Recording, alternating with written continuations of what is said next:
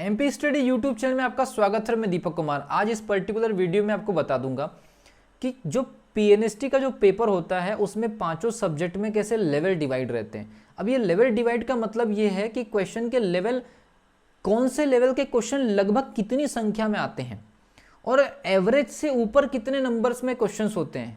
इसका मतलब ये कि मैं आपको बता रहा हूँ कि जो पीएनएसटी के एग्जामिनेशन में स्टूडेंट के लिए कितने क्वेश्चन कठिन होते हैं, कितने इजी होते हैं, कितने मीडियम होते हैं, उनका मैं आपको एवरेज एनालिसिस बता दे रहा हूँ। और आप ऐसे में कैसे डिसीजन ले सकते हैं, मतलब प्रिपरेशन में क्या बेहतर कर सकते हैं, आपको आइडियाज़ मिल जाएंगे। ठीक है, अगर आप इस चैनल पर नए तो चैनल को सब्सक्राइब कर लीजिए, बेल आइकन को प्रेस कर लीजिए। देखिए, आपको पता ही है पहले कि एक पर्टिकुलर सब्जेक्ट में 30 क्वेश्चन होते हैं। कोई भी सब्जेक्ट ले सकते हैं आप, कोई भी सब्जेक्ट आप ले लीजिए, कोई भी सब्जेक्ट आपके लिए 30 मार्क्स का है।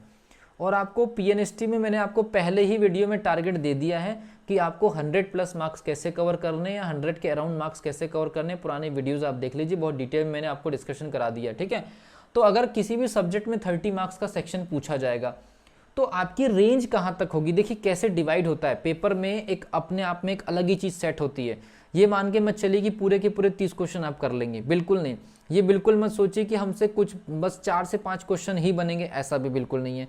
तो एक लेवल डिसाइड होता है। देखिए आपको बता दूं, लेवल 1, इसमें लेवल 2 और एक लेवल 3 और लेवल 4। ओके, तो आपको पैनिक होने की ज़रूरत नहीं है, आपको बिल्कुल भी पैनिक होने की ज़रूरत नहीं है।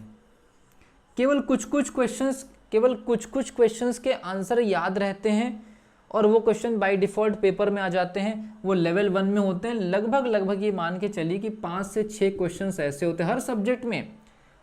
मैं यहाँ पर किसी एक सब्जेक्ट का एग्जाम्पल नहीं दे रहा हूँ, सभी सब्जेक्ट के लिए रूल फॉलो होता है।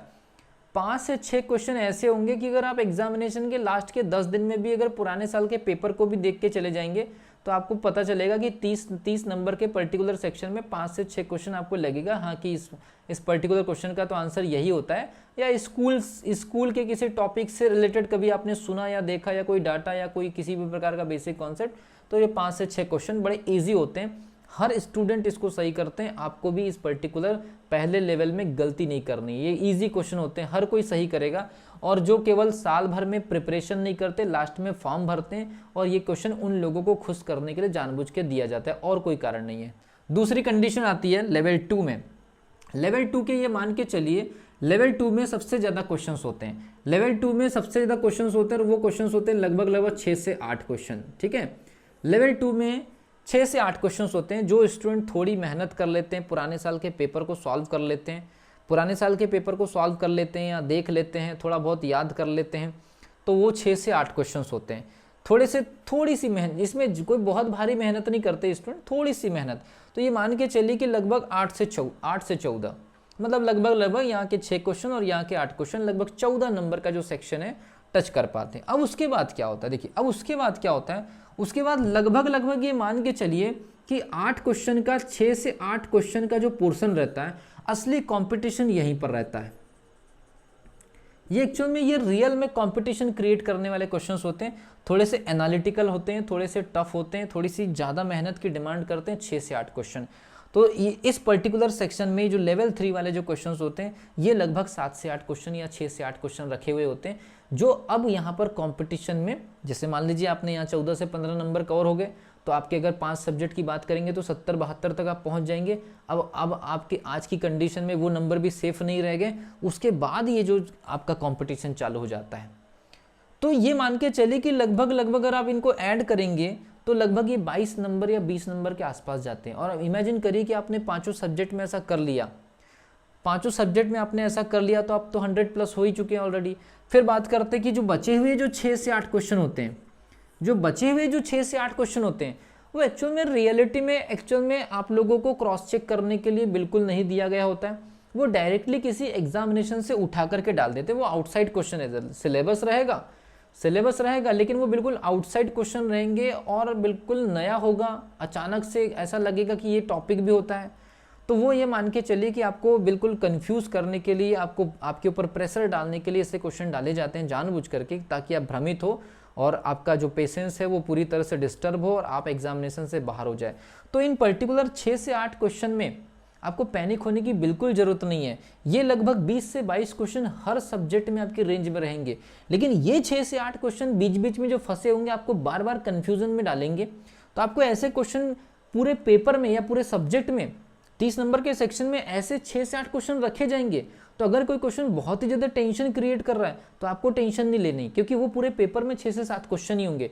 पूरे के पूरे ऐसे टेंशन क्रिएट करने वाले क्वेश्चन कभी नहीं होते। तो ऐसे क्वेश्चन को फटाक से पढ़ करके देख लिए कि ये पर्टिकुलर टॉपिक से अपना एक्सपीरियंस, अपना अनुमान या अपना कोई भी अगर IQ लेवल से आपने अनुमान से टिक कर दिया ए ठीक है ऐसा हो सकता है, तो ठीक है, ज़्यादा टाइम कंज्यूम नहीं करना। और स्टूडेंट यहीं पर गलती करते हैं, जो टफ क्वेश्चंस आते हैं उस पर ज़्यादा टाइम कंज्यूम करते हैं, जबकि वो आप लोगों को फंसाने के लिए जानबूझ करके दिया गया है। अगर आपने ये टेक्निक अगर सही तरीके से सीख ली और इन 7 से 8 क्वेश्चन को हैंडल करना सीख लिया और यहाँ पर आपने टाइम बचा लिया, तो जो क्वेश्चन आपकी रेंज में उसको आप बेहतर तरीके से सॉल्व कर लीजिए। 20-22 क्वेश्चन को अगर आप बेहतर तरीके से सॉल्व कर लेंगे किसी भी सब्जेक्ट में, तो आपके 18-19 नंबर ईजिली आ जाएंगे। और ये जो 6 से 7 क्वेश्चन इसमें बोलते हैं ना, तुक्का भी अगर मार दी तो 2-3 नंबर निकाल के दे देंगे, तो आप ऑलरेडी 20+ चले जाएंगे। और आपको ये काम 5 सब्जेक्ट में आइडेंटिफाई करना है, और ये काम अगर आपने ईमानदारी से आइडेंटिफाई कर लिया एग्जामिनेशन हॉल में, ये मान के चलिए कि आपको 95 या 100+ के आसपास फिर कोई भी नहीं रोक सकता है। तो एक तरीका होता है, जो पेपर की जो सेटिंग होती है उसका जो पूरा का पूरा जो इंटरनल जो स्ट्रक्चर होता है वो अलग अलग लेवल के स्टूडेंट को ध्यान में रख करके बनाया जाता है। फॉर्म भरने वालों के लिए, उनको खुश करने के लिए 5 से 6 क्वेश्चन दे दिए जाते हैं। उसके अलावा थोड़ी मेहनत करने वालों के लिए 12, 13, 15 तक के पहुंचने के लिए, लेकिन वो बाउंड्री कंडीशन है, वहाँ भी सिलेक्शन नहीं है। थोड़ी सी एक्स्ट्रा मेहनत, थोड़ा सा एक्स्ट्रा रिवीजन, थोड़ा सा एक्स्ट्रा कैलकुलेशन, थोड़ा करके ये मान के चलिए कि 7-8 क्वेश्चन और आपके एक्स्ट्रा सही हो जाते हैं, तो आप सीधे हिट कर जाते हैं 90+, और फिर यहाँ से आपका सिलेक्शन श्योरिटी में कन्वर्ट होने लगता है। तो मिलता हूँ अगली वीडियो में, तब तक के लिए wish you all the best.